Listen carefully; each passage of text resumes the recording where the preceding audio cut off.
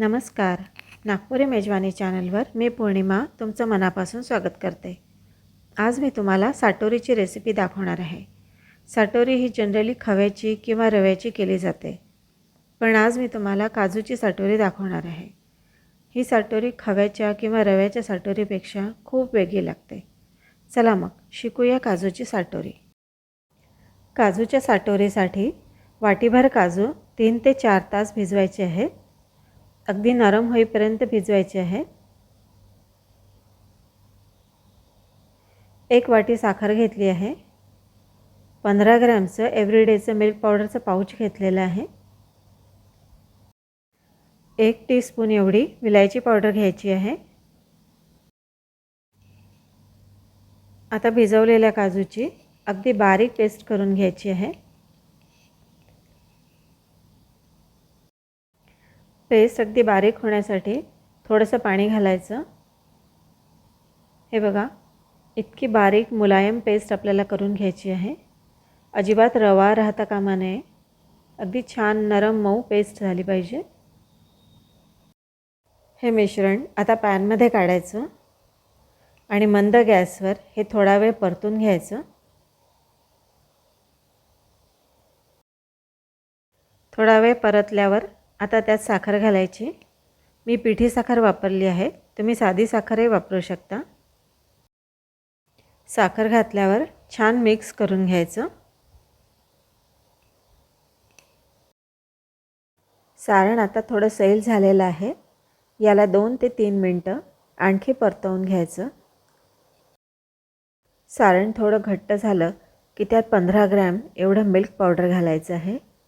Milk powder घातल्यावर पुन्हा एकदा छान मिक्स करून घ्यायचं.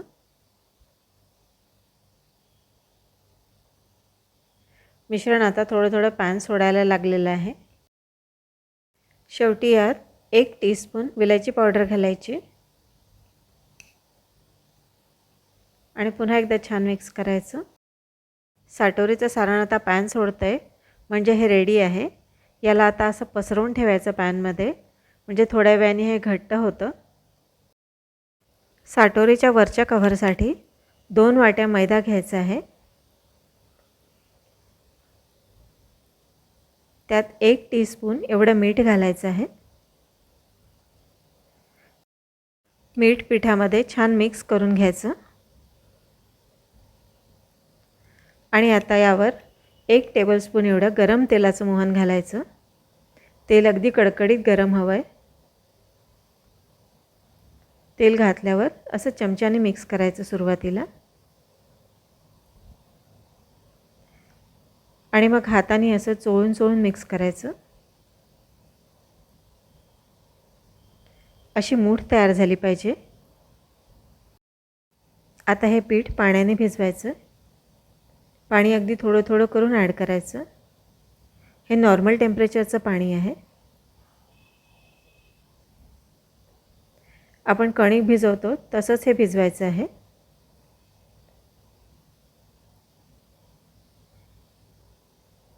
मला अर्धी वाटी पाणी लागलेलं आहे. हे पीठ आता झाकून ठेवायचं आणि याला 15 ते 20 मिनटं छान मुरू द्यायचं. पीठ जेवढं नरम आहे ना, तेवढंच नरम हे सारण असलं पाहिजे. ही काळजी आपल्याला घ्यायची आहे. आता मैद्याच्या पिठाचा लिंबा एवढा गोळा करून घ्यायचा आणि त्याची अशी वाटी तयार करायची.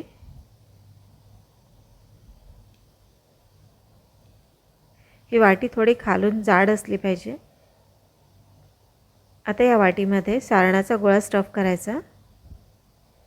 काठाला थोडं पाणी लावून घ्यायचं, म्हणजे ते व्यवस्थित चिपकतं. आणि आता आपण पुरण भरतो तसंच हे भरायचं. छान दाबून दाबून भरायचं आणि वरून व्यवस्थित सील करायचं. असं व्यवस्थित बंद केलं की साटोरी अजिबात फुटत नाही. साटोरी लाटण्यापूर्वी पोळपाटावर थोडंसं पीठ पसरवून घ्यायचं. साटोरी थोडी हाताने दाबून घ्यायची आणि आता ही साटोरी अगदी हलक्या हाताने लाटायची. जोर देऊन अजिबात लाटायचं नाही. अगदी हलक्या हाताने लाटत हिला साधारण आपल्याला मीडियम असा आकार द्यायचा आहे. तवा तापला का चेक करायचं आणि हे साटोरी तव्यावर घालायची. आपण ही साटोरी तळणार नाही आहोत, हिला आपण शॅलो फ्राय करणार आहोत. एका बाजूने व्यवस्थित भाजली गेली की पलटवून घ्यायची. सुरुवातीला हिला कोरडंच भाजायचं आहे.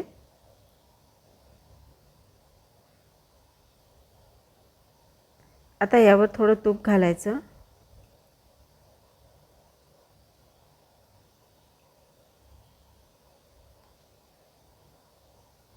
आजूबाजूने थोडं तूप सोडायचं. छान टम्म फुगते ही साटोरी.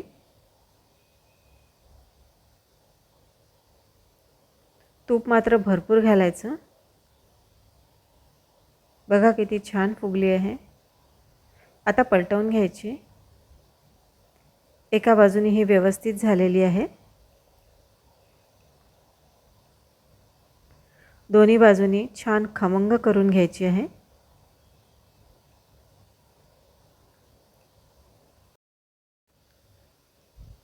दोन्ही बाजूनी आता छान शिजलेली आहे. ही साटोरी आता काढून घेऊया. साटोरी सहसा पितृपक्षात, सर्व पित्रीला किंवा अक्षय तृतीयेला केली जाते. पण हा पदार्थ आपण इतर सणाला देखील करू शकतो. खमंग, खुसखुशीत आणि चवदार अशी ही काजूची साटोरी सगळ्यांनाच हमखास आवडते. तेव्हा अशा प्रकारे काजूची साटोरी तुम्ही नक्की करून बघा. आणि ही रेसिपी जर तुम्हाला आवडली असेल तर लाईक, शेअर, कॉमेंट करायला विसरू नका. चॅनलवर जर तुम्ही नवीन असाल तर सबस्क्राईब अवश्य करा. पुन्हा भेटू नवीन रेसिपीसह. तोपर्यंत गुड बाय.